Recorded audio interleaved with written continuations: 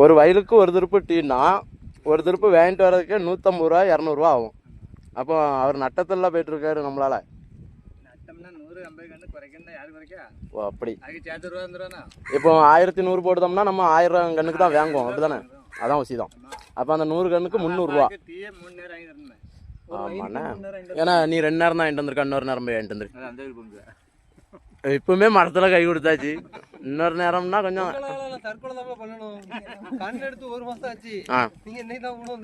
நான் வேலை நெடுபடியா இருக்குல்ல.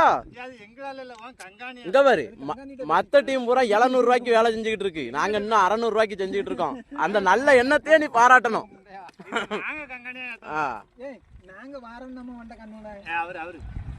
எதா இருந்தாலும் மேல இடத்துல பேசு.